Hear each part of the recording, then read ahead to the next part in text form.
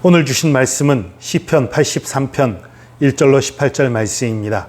시편 83편 1절로 18절 말씀 받들어 읽겠습니다.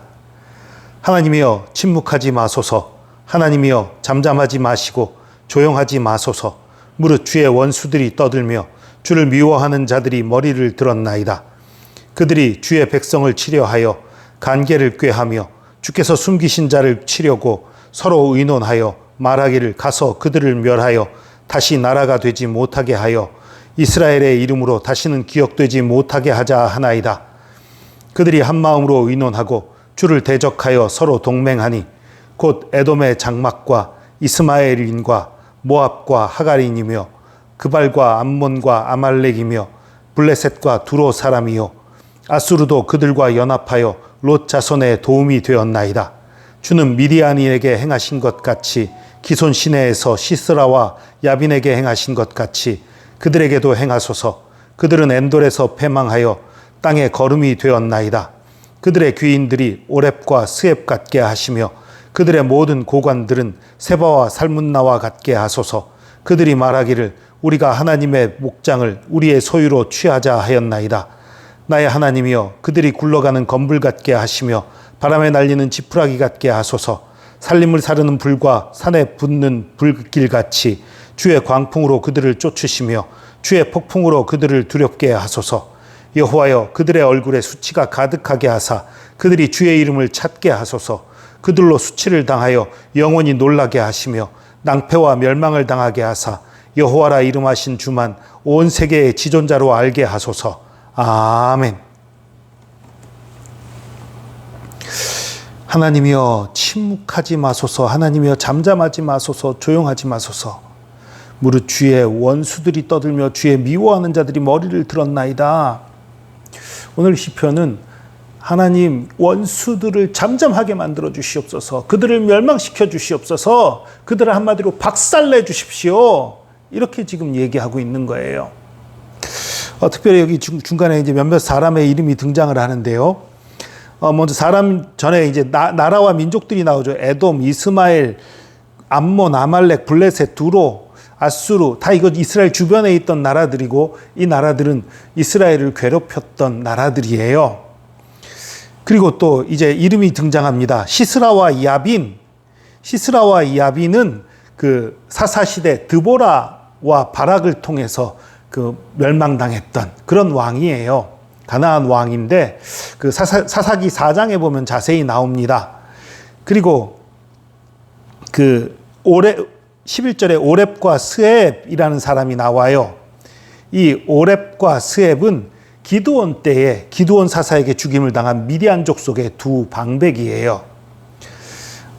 그리고 세바와 살문나라는 사람이 나오지요. 역시 기드온 사사에게 죽임을 당한 미디안 족속의 왕들이에요. 그러니까 어쨌든 하나님을 대적하고 이스라엘을 괴롭혔던 나라들, 그런 사람들을 망하게 해달라, 원수를 갚아달라, 이런 쪽의 얘기들이 계속 나오는 거지요.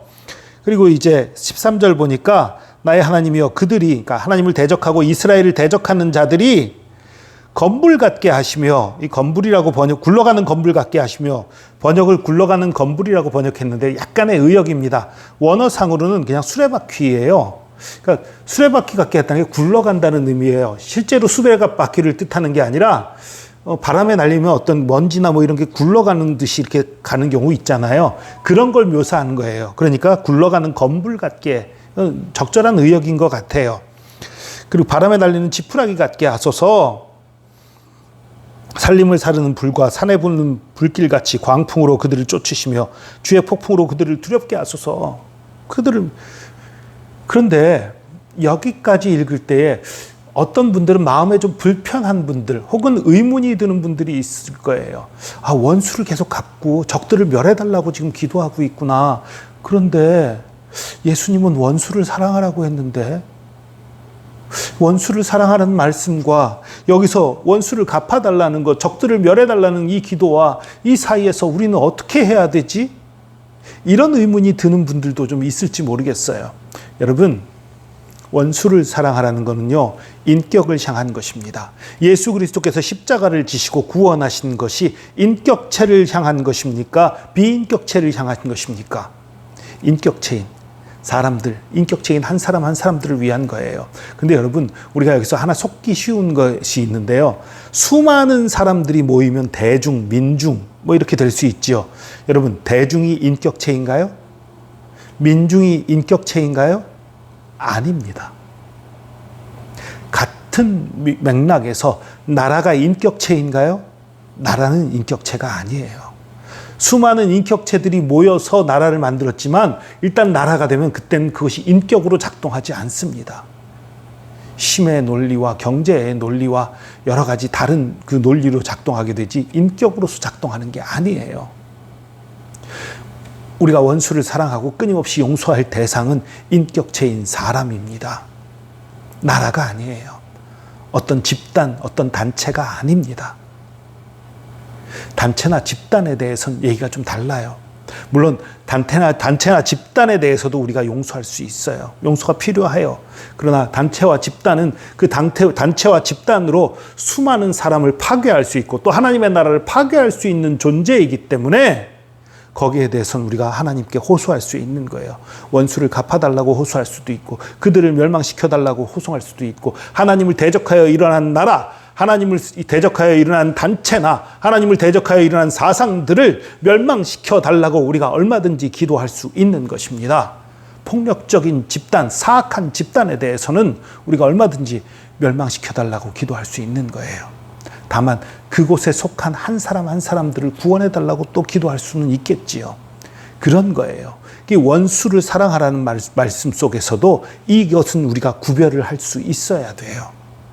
어떤 집단에 속한 한 사람은 용서하고 한 사람은 우리가 구하고 건질 것을 바라봐야 되지만 그 집단 자체, 하나님을 대적하는 또 수많은 연약한 자들을 억누르는 그 집단 자체에 대해서는 하나님께 신원하여서 하나님이 그들을 벌하시도록 우리가 기도하고 요청할 수 있는 거예요. 그리고 또한 이렇게 벌하게 될 때에 그 잘못된 집단에 속한 한 사람 한 사람이 오히려 회개하고 주님 앞에 돌아오는 역사가 있을 수 있는 것입니다. 오늘 16절 보니까 여호와여 그들의 얼굴에 수치가 가득하게 하사 그들이 주의 이름을 찾게 하소서. 그들이 속한 나라가 망하게 될 때에 그들이 하나님을 대적하는 수많은 집단이나 단체들이 망하게 될 때 거기 속한 사람들이 하나님의 역사를 깨닫게 되는 일들, 하나님께로 돌이키는 역사가 오히려 있을 수 있는 거예요. 그래서 한 사람을 향해서 저 원수, 우리 그건 적절치 않아요. 그러나 하나님을 대적하는 단체들, 수많은 연약한 자들을 누리는 단체들, 그런 국가들, 거기에 대해서는 우리가 하나님의 역사를, 하나님의 심판을 기도할 수 있는 겁니다. 그럴 때 하나님의 영광이 오히려 더 나타나고 오히려 더 구원의 역사가 많이 이루어질 수 있는 것입니다. 이렇게 기도하는 저와 여러분 되기를 바랍니다. 한 사람 한 사람을 향해서는 용서하고 사랑하고 베푸는 저희들 돼야 되겠지만 하나님을 대적하는 단체나 나라나 사상에 대해서는 그것을 멸하시도록 하나님께서 벌하시도록 기도하는 저와 여러분 되기를 축복합니다. 기도하겠습니다. 주님, 우리가 하나님의 사랑과 은혜 그리고 또 심판에 대해서 잘 구별하고 지혜 있게 판단하게 하여 주시옵소서. 사람에 대해서는 끊임없이 용서하고 사랑하고 베풀고 나누는 저희들 되게 하여 주시옵소서. 그러나 하나님을 대적하여 일어난 단체들, 나라, 사상에 대해서는 우리가 단호히 대적하고 단호히 하나님의 심판과 역사를 구하게 하여 주시옵소서. 그래서 오히려 그들이 망함으로 말미암아서 오히려 그곳에 속한 자들이 회개하는 역사들, 주님 앞에 돌아오게 되는 역사들이 있기를 원합니다. 그러한 기도 생활, 그렇게 옳고 그름을 잘 판단하고 주의 뜻대로 간구하는 기도 생활하는 저희들 될 수 있도록 역사하여 주시옵소서. 함께 하심 감사드리며 예수 그리스도의 이름으로 기도합니다. 아멘.